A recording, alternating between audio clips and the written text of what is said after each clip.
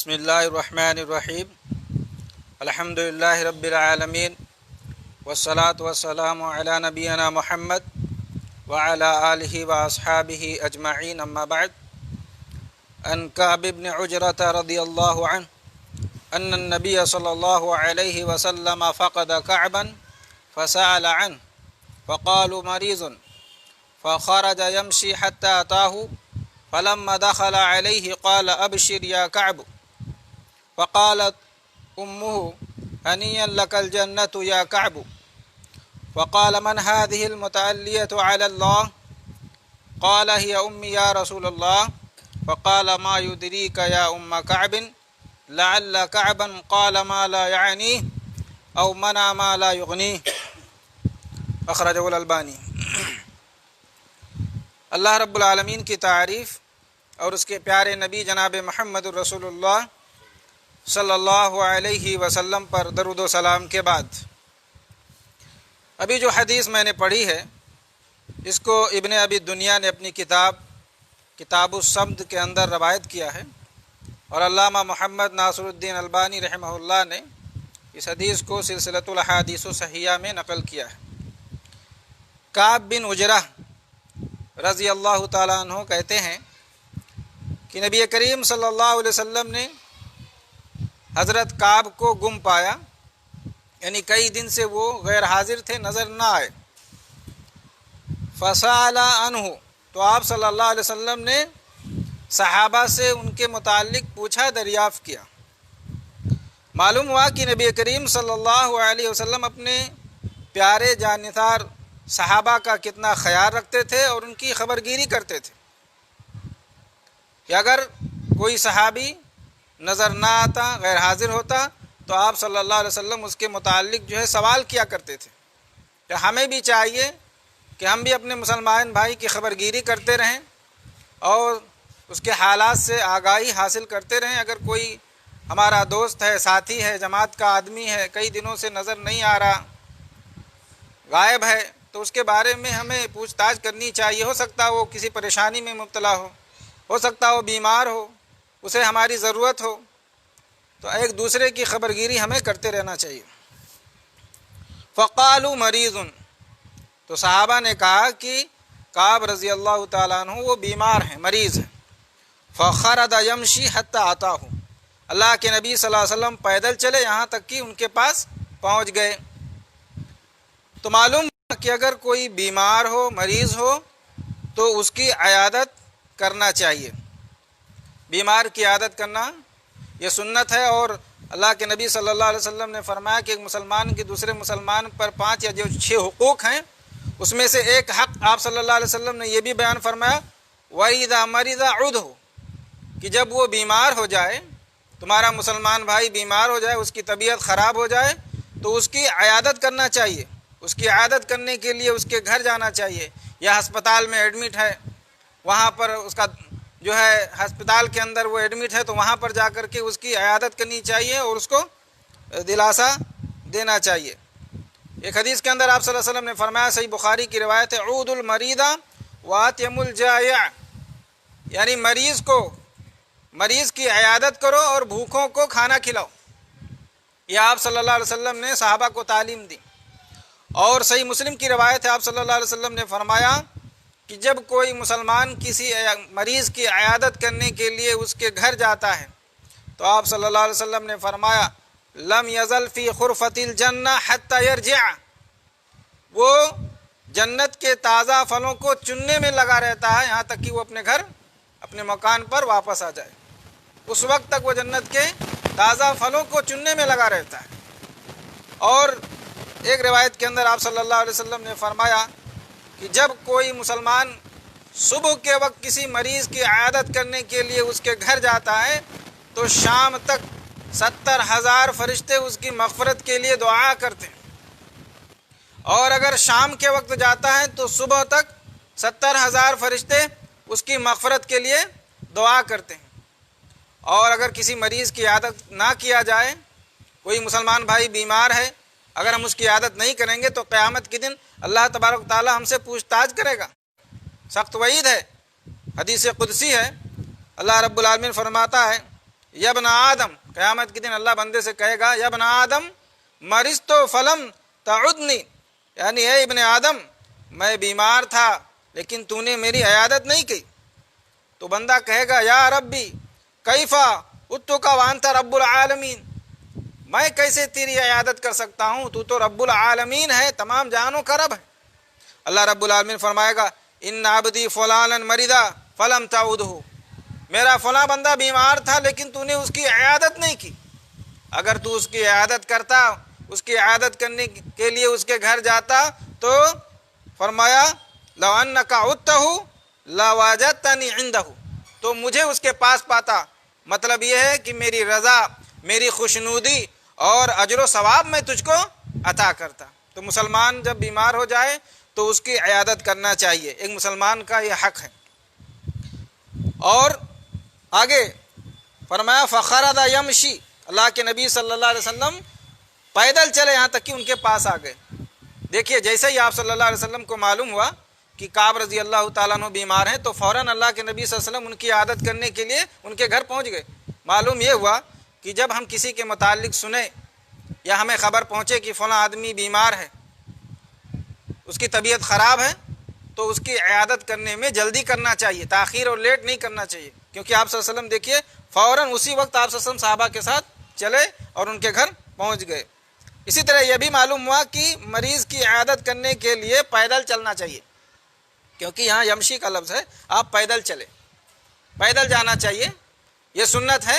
البتہ اگر مریض جو ہے دوری پر رہتا ہے، اس کا گھر یا مکان دور ہے تو سواری پر بھی جایا جا سکتا ہے، لیکن پیدل جانا یہ سنت ہے. فلما دخل علیہ، جب آپ صلی اللہ علیہ وسلم حضرت کعب رضی اللہ تعالیٰ عنہ کے گھر گئے، وہاں ان کے پاس داخل ہوئے، قال ابشر یا کعب، تو آپ صلی اللہ علیہ وسلم نے کہا کہ اے کعب خوش ہو جاؤ. معلوم ہوا کہ مریض کے سامنے تسلی کی باتیں کہنی چاہیے جس سے مریض کو خوشی ہو اور اس کا ڈر اور اس کا خوف دور ہو جائے. گھبراہٹ اور ڈرا دینے والی باتیں نہیں کرنی چاہیے. بہت سارے لوگوں کی عادت ہوتی ہے کہ جب کسی مریض کے پاس جاتے ہیں اس کی عادت کرنے کے لیے تو بہت ایسی باتیں کرتے ہیں کہ جس سے مریض ڈر جائے، اس کو گھبراہٹ میں ڈال دیتے ہیں، پریشان ہو جاتا ہے مریض اور گھبرا جاتا ہے. تو مریض کے پاس جائیں تو اچھی باتیں کہنی چاہیے اور ایسی باتیں کہیں جس سے اس کا ڈھارس بڑھے اور اس کے اندر جینے کی امنگ اور تمنا پیدا ہو اور اس کا غم غلط ہو جائے، گھبراہٹ اس کی دور ہو. اور اس بات کا جو ہے ہمیں خیال رکھنا چاہیے، ایسی کوئی بات نہیں کہنی چاہیے جس سے مریض کو یا اس کے گھر والوں کو جو ہے ٹینشن میں ہو یا ان کے اندر ایک فکر پیدا ہو جائے. اللہ کے نبی صلی اللہ علیہ وسلم نے فرمایا، ترمذی کی روایت ہے، اذا دخلتم علی المریض فنفسوا له فی الاجل فان ذلك لا يرد شيئا وهو يطيب. آپ صلی اللہ علیہ وسلم نے فرمایا کہ جب کسی مریض کی عیادت کرنے کے لیے اس کے پاس جاؤ تو اس کی لمبی عمر اور اچھی زندگی کی آرزو اور امید دلاؤ. یہ گھبرانے کی کوئی بات نہیں ہے، چھوٹی موٹی بیماری ہے، ڈاکٹر نے کہا ہے کہ بہت جلد آپ شفا پا جائیں گے، اس طرح کی باتیں کہنی چاہیے. ایسا کہنے سے تقدیر تو ٹل نہیں سکتی، جو تقدیر میں لکھا ہے وہ ہو کر کے رہے گا، لیکن اس کی وجہ سے جو ہے اس کے دل کو خوشی محسوس ہوگی، مریض کی ڈھارس بڑھے گی اور وہ خوش ہو جائے گا. تو اس بات کا جو ہے لحاظ رکھنا چاہیے. اور ایک خاص دعا اللہ کے نبی صلی اللہ علیہ وسلم نے ہمیں سکھائی ہے کہ جب مریض کی عیادت کرنے کے لیے جائیں تو کہیں لا باس طہور انشاءاللہ، گھبرانے کی کوئی بات نہیں ہے، بہت جلد شفا پا جاؤ گے. یہ ان کلمات کے ذریعے سے ہمیں جو ہے اس کی عیادت کرنے کے لیے جائیں تو یہ کلمات کہنے چاہیے، لا باس طہور انشاءاللہ. تو آپ صلی اللہ علیہ وسلم نے کہا ابشر یا کعب، اے کعب خوش ہو جاؤ. ہنیئا لک الجنت یا کعب، تو ان کی ماں جو وہیں پر تھیں کعب رضی اللہ تعالیٰ عنہ کی کہنے لگیں کہ اے کعب تمہارے لیے جنت مبارک ہو. جب آپ صلی اللہ علیہ وسلم نے ان کی زبان سے یہ کلمہ سنا تو آپ نے کہا من هذه المتعلیۃ علی اللہ، یہ اللہ پر قسم اٹھانے والی کون ہے جو کہہ رہی ہے کہ کعب جنت کی بشارت ہو، خوش ہو جاؤ. معلوم یہ ہوا کہ کسی کے تعلق سے ہم حتمی طور پر یہ نہیں کہہ سکتے کہ یہ آدمی جنت کے اندر جائے گا، اس کا علم اللہ رب العالمین کے پاس ہے. البتہ ہم حسن ظن رکھتے ہوئے اس کے نیک اعمال کی بنا پر، اس کے اچھے کردار کی بنا پر ہم حسن ظن رکھتے ہوئے اس کے لیے دعا کر سکتے ہیں حسن ظن رکھتے ہوئے، لیکن کسی کے بارے میں ہم کلی طور پر حتمی طور پر جو ہے پورے کانفیڈنس کے ساتھ یہ نہیں کہہ سکتے کہ آدمی جو ہے جنت میں جائے گا یا فلاں آدمی جو ہے دوزخ میں جائے گا، ایسا کرنا منع ہے۔ اس لیے آپ صلی اللہ علیہ وسلم نے فوراً ان کی ماں کو ٹوکا اور کہا کہ اللہ پر قسم اٹھانے والی کون ہے؟ اور یہ بھی معلوم ہوا کہ اگر کسی کی زبان سے ہم خلاف شرع کوئی بات سنیں تو فوراً اسی وقت ٹوک دینا چاہیے اور اس کی اصلاح کرنی چاہیے۔ آپ صلی اللہ علیہ وسلم نے جو اس کی اصلاح کرتے کہ من وما یدریک یا ام کعب لعل کعبا قال ما لا یعنی، اے کعب کی ماں تمہیں کیا معلوم ہو سکتا ہو کہ کعب نے کوئی بے مقصد فضول بات کیا ہو اپنی زبان سے، او منع ما لا یغنی، یا کسی کو ایسی چیز دینے سے منع کر دیا ہو کہ اگر وہ دے دیتے تو اس کی وجہ سے وہ مالدار نہیں بن جاتے، معمولی چیز بھی دینے سے ہو سکتا ہے انہوں نے جو ہے بخیلی کیا ہو، منع کر دیا ہو، کسی کو نہ دیا ہو۔ تو آپ صلی اللہ علیہ وسلم نے جو ہے ان کو روکا، اسی طریقے سے ٹوکا۔ تو یہ بھی معلوم ہوا کہ ہم اپنی زبان کا صحیح استعمال کریں اور زبان سے لایانی بکواس فضول گپ شپ کی باتیں نہ نکالیں، یا ایسی باتیں نہ کریں جس سے ہمیں دین اور دنیا میں نقصان ہو۔ لایانی بات کہتے ہیں جس سے دین اور دنیا میں کوئی فائدہ نہ ہو بلکہ ہمارا نقصان ہی ہو۔ بکواس قسم کی باتیں، گپ شپ، فضول گفتگو، مٹر گشتی کرنا اور گپ شپ بازی کرنا، یہ تمام چیزیں جو ہے منع ہیں، اس سے ہمیں بچنا چاہیے اور لایانی گفتگو سے باز رہنا چاہیے۔ اللہ رب العالمین سورہ مومن کے اندر مومن بندوں کی صفات بیان کرتے ہوئے فرماتا ہے الذین هم عن اللغو معرضون، جو لغو، فضول، بیکار، بکواس قسم کے باتوں سے وہ جو لوگ اعراض کرتے ہیں اور دور رہتے ہیں۔ تو ہمیں اپنی زبان کی حفاظت کرنی چاہیے، کوئی بھی فضول بکواس اور بے مقصد گفتگو نہیں کرنی چاہیے۔ سورہ مدثر کے اندر آتا ہے کہ جب اللہ رب العالمین جب جہنمیوں کو جہنم میں ڈال دے گا تو جنتی ان سے پوچھیں گے ما سلککم فی سقر، سقر ایک جہنم میں ایک وادی ہے، تم لوگ جہنم میں کیسے آ گئے؟ تو کہیں گے لم نکو من المصلین، ہم نماز نہیں پڑھتے تھے، ہم نمازیوں میں سے نہیں تھے، ولم نک نطعم المسکین، اور ہم مسکینوں کو کھانا بھی نہیں کھلاتے تھے، وکننا نخوض مع الخائضین، اور ہم کیا کرتے تھے؟ گپ بازی کرتے تھے، گپ شپ کرنے والوں کے ساتھ گپ شپ کرتے تھے بیٹھ کے ہوٹلوں میں، چائے خانوں میں اور دیگر چوراہوں پر بیٹھ کر کے فضول بیکار قسم کی باتیں کیا کرتے تھے۔ وَكُنَّا نَخُوضُ مَعَ الْخَائِضِينَ، بکواس بے مقصد گفتگو کرنے والوں کے ساتھ بیٹھ کر ہم مٹر گشتی کیا کرتے تھے، اس لیے جو ہے ہم جہنم کے اندر آ گئے۔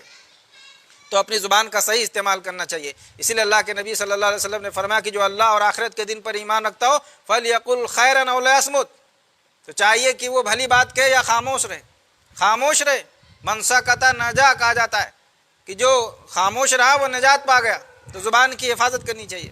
لقمان حکیم نے کہا تھا الصمت حکمہ وقلیل فاعلها، خاموشی یہ حکمت ہے، دانائی کی بات ہے، عقل مندی ہے، لیکن کرنے والے بہت تھوڑے ہیں، ورنہ اکثریت دیکھیے زبان کینچی کی طرح چلتی رہتی ہے تو زبان گوشت کا ایک چھوٹا سا لوتھڑا، لیکن زبان یہ کینچی کی طرح چلتی رہتی ہے، اور اکثر لوگ جہنم کے اندر جائیں گے۔ آپ صلی اللہ علیہ وسلم نے فرمایا کہ اکثر لوگ جو اپنے زبان کی وجہ سے، زبان کے غلط استعمال کی وجہ سے دوزخ کے اندر اوندھے منہ ڈالے جائیں گے، اس لیے زبان کا صحیح استعمال کرنا چاہیے۔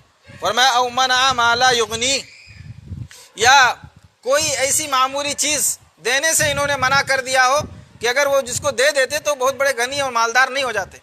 معلوم ہوا کہ اگر کوئی ہم سے کوئی معمولی چیز برتنے کی، جو گھریلو چیزیں ہوتی ہیں برتنے کی، ایک پڑوسی کو دوسرے پڑوسی سے جو ضرورت پیش آتی رہتی ہے، کبھی جو ہے چائے پتی کی ضرورت پیش آ گئی، کبھی نمک کی، کبھی شکر کی، یا اور کوئی چھوٹی موٹی چیز کسی کی ضرورت پیش آ گئی تو دینے سے منع نہیں کرنا چاہیے۔ اگر آپ اس کو دے دیں گے تو اس سے آپ کے اس میں کمی بھی نہیں آئے گی، اور اگر آپ جو ہے نہیں دیں گے تو آپ بہت بڑے مالدار بھی نہیں بن جائیں گے۔ اس لیے اس سے اعتراض کیا جائے، اور کوئی اگر ہم سے معمولی چیز بھی مانگے تو دینے سے گریز نہیں کرنا چاہیے۔ اللہ رب العالمین نے فرمایا فَوَيْلٌ لِّلْمُصَلِّينَ، ہلاکت ہو، ویل ہو، بربادی ہو ان نمازیوں کے لیے، الذین هم عن صلاتهم ساہون، جو اپنی نماز کے اندر غفلت برتتے ہیں، سستی کرتے ہیں۔ الماعون الذین هم یراؤون، جو ریاکاری کرتے ہیں، دکھاوا کرتے ہیں۔ وَيَمْنَعُونَ الْمَاعُونَ، اور برتنے کی چیزوں میں بھی کیا کرتے ہیں؟ منع کر دیتے ہیں، بخیلی کرتے ہیں، نہیں دیتے ہیں۔ تو اگر کوئی ہم سے معمولی چیز بھی مانگے تو دینے میں جو ہے بخیلی اور کنجوسی نہیں کرنی چاہیے۔ تو یہ بڑی پیاری حدیث تھی جو ابھی بیان کی گئی. دعا کریں کہ اللہ رب العالمین ہمیں جو بھی اس حدیث کے اندر جو باتیں بیان کی گئی ہیں اللہ ہم تمام کو اس پر عمل کرنے کی توفیق عطا فرمائے. آمین. وآخر دعوانا الحمدللہ رب العالمین. والسلام علیکم ورحمۃ اللہ وبرکاتہ.